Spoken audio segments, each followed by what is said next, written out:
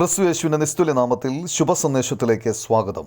ഒരിക്കൽ സന്ധ്യയായപ്പോൾ യേശുവിൻ്റെ ശിഷ്യന്മാർ കടൽപ്പുറത്തേക്ക് ഇറങ്ങി പടക് കയറി കടലിൻ്റെ അക്കരയ്ക്ക് യാത്രയായി.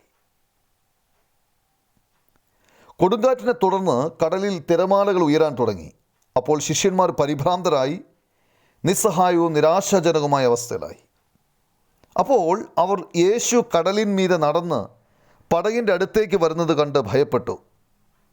യോഹന്നാൻ എഴുതിയ സുവിശേഷം 6-ാം അധ്യായം 20-ാം വാക്യത്തിൽ നാം ഇങ്ങനെ വായിക്കുന്നു: അവൻ അവരോട്, ഞാനാകുന്നു, പേടിക്കേണ്ട എന്ന് പറഞ്ഞു.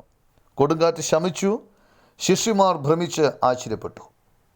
ഓരോ മനുഷ്യൻ്റെ ജീവിതത്തിലും പാപത്തിൻ്റെ കൊടുങ്കാറ്റ് കാരണം അനിശ്ചിതത്വത്തിൻ്റെ തിരമാലകൾ ഉയർന്നു വരുന്നു. പാപനിമിത്തം മനുഷ്യൻ്റെ ജീവിതം നിസ്സഹായവും നിശാബോധമില്ലാത്തതും നിരാശാജനകവുമായ അവസ്ഥയിലാണ്.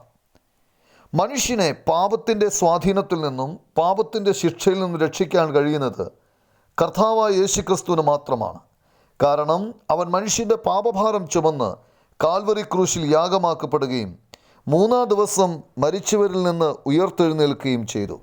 ഈ ഭയാനകമായ പാപത്തിൻ്റെ അവസ്ഥയിൽ നിന്ന് നിങ്ങളെ രക്ഷിക്കാൻ അവൻ ആഗ്രഹിക്കുന്നു. നിങ്ങളുടെ ജീവിതത്തിൽ ഉയർന്നു വരുന്ന തിരമാലകളെ ശാന്തമാക്കാൻ അവന് മാത്രമേ കഴിയൂ.